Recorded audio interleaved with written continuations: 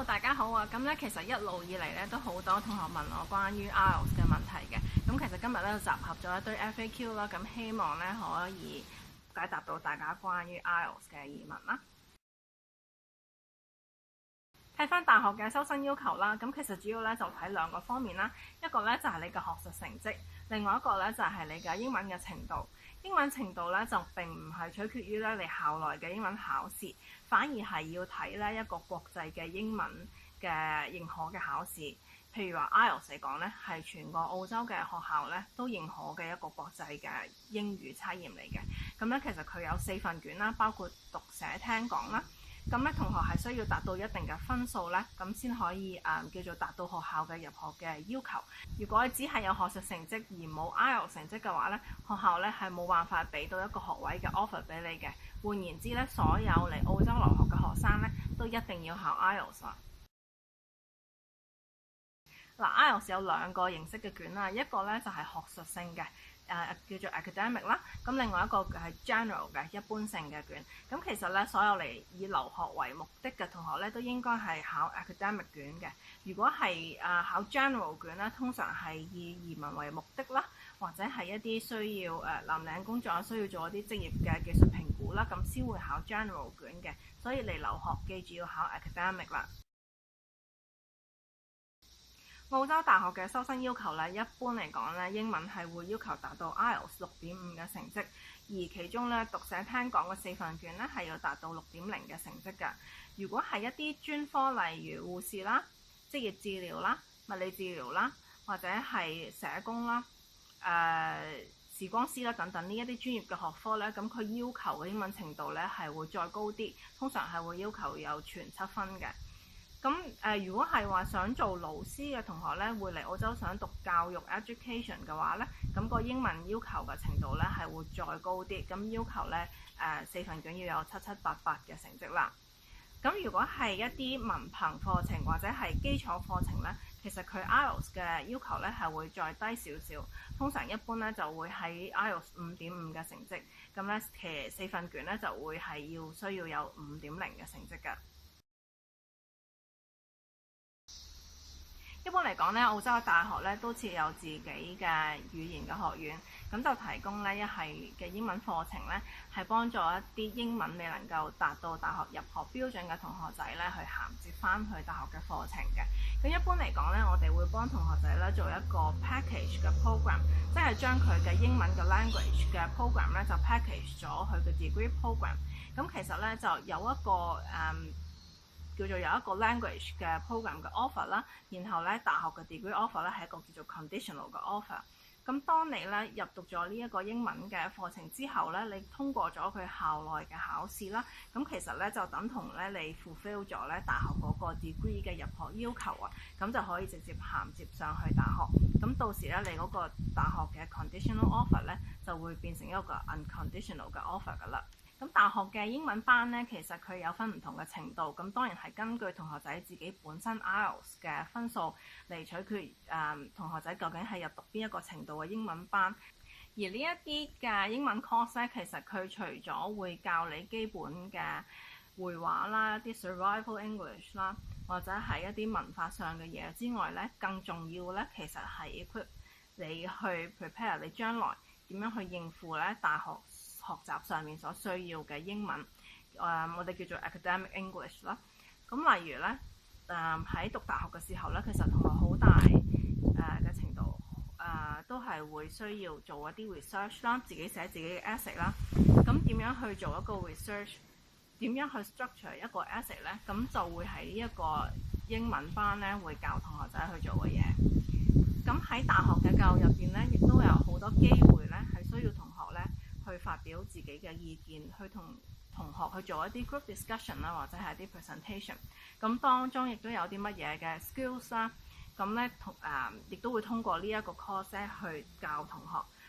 咁呢個英文課程咧，其實亦都有唔同嘅長短嘅。咁通常咧，如果同學係距離大學嗰個要求分數爭0.5分嘅話咧，係會需要入讀10個禮拜嘅英文 course 啦。咁如此類推，如果係距離大學要求個分數越多嘅話咧，咁你需要修讀嘅英文 course 嘅時間係會再長啲咁樣啦。咁咧同學係需要咧係喺嗰個 degree 開學之前咧嘅10至30週嘅左右嘅時間啦，咁過嚟澳洲預先係入讀呢一個課程嘅。呢個課程嘅好處咧，除咗係好似頭先咁講啦，就 prepare 同學適應將來喺大學嘅學習之外咧，其實係可以俾你提前過嚟澳洲去融入習慣呢一邊嘅環境嘅學習模式啦。咁咧亦都係提早俾你去settle in，去認識一啲新嘅朋友。咁咧所以變咗開學嘅真係大學開學嘅時候咧，咁就可以大家真係專注翻自己嘅專業啦，就唔需要再去有一種生活上啊或者 language 上都唔能夠 handle 嘅嗰種困難。暫時未有 IELTS 成績嘅話咧，其實都可以預先報名嘅喎。你可以咧先用你嘅校內成績啦，或者係如果你有 DSE 或者 IB 啊等等唔同嘅qualification 嘅成績啦，咁你可以先用呢個成績連埋報名表啦，遞交俾大學，等學校咧先去睇一睇你嘅成績，學術方面咧係咪已經符合咗咧你想報嘅課程嘅入學標準啦。咁如果你已經係達到咧學校對於你嗰個 course 啦，佢嗰個 academic 嘅 entry 嘅 requirement 之後咧，其實咧學校係會俾到一個叫做 conditional offer， 叫做一個有條件嘅取錄俾你。咁咧個條件咧就係話，當你考咗 IELTS 之後咧，你嘅 IELTS 咧要達到學校指定嘅分數啦，咁你就可以咧將你嘅有條件取錄咧轉換成一個無條件嘅取錄，叫做 unconditional offer。咁咧呢一個做法嘅好處咧，就係話同學可以將成個 application 嘅 process 咧 speed up 咗，提前做咗。因為咧有一啲 course 咧喺澳洲嚟講咧係有 quota 嘅，例如係一啲需要實習嘅課程，護士啦、物理治療啊等等呢一啲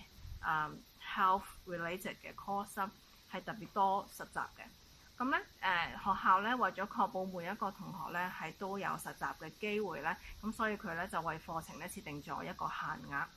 咁如果同學遲咗報咧，有機會咧學校處理唔切你嘅申請咧，咁你會 miss 咗咧呢一年度嘅收生，咁可能同學就要等下一年或者下一季度先可以再遞交你嘅申請啦。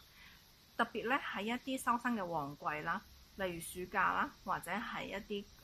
application deadline 嘅日子啦，其實咧學校咧係收到嚟自唔同國家四方八面嘅申請嘅，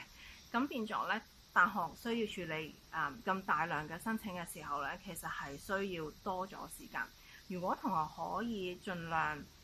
避開呢一段嘅學校收生嘅 peak season 去報名，可以將你嘅 application 咧係提前去報嘅話咧，咁其實咧係可以叫做自己攞咗半張入場券啦，攞咗一個叫做 conditional offer。同學可以上翻 IELTS 嘅官方網站咧，其實就可以網上報名噶啦，或者咧你可以經由呢個英國文化協會嗰度去辦理申請啦。咁咧其實聽翻嚟咧，就通常好多同學仔咧報名咧，通常排期咧都要排1個月個幾月先可以有得考啊。咁考完之後咧，其實要2個禮拜咧先會有呢個成績嘅報告嘅。咁變咗咧同學記住要把握呢一個嘅時間。因為咧有一啲同學咧，的確係因為時間太問啦，即係學校 application 要 deadline 啦，咁咧學校係要需要時間處理。當你有 offer 之後，你自己處理你嘅簽證啊，你過嚟澳洲等等嘅安排，其實你都係要時間嘅。咁當你好問去報 IELTS 嘅時候咧，可能你已經排唔切期，喺嗰個 deadline 之前已經考過 IELTS 啦，或者個成績報告根本嚟唔切出嘅時候咧，你又有機會 miss 咗嗰個大學嘅收生㗎啦。所以咧，奉勸翻同學咧，及早做好呢個 planning 啦。咁希望頭先嘅資訊可以幫到大家。如果有啲咩問題，歡迎再 message 俾我。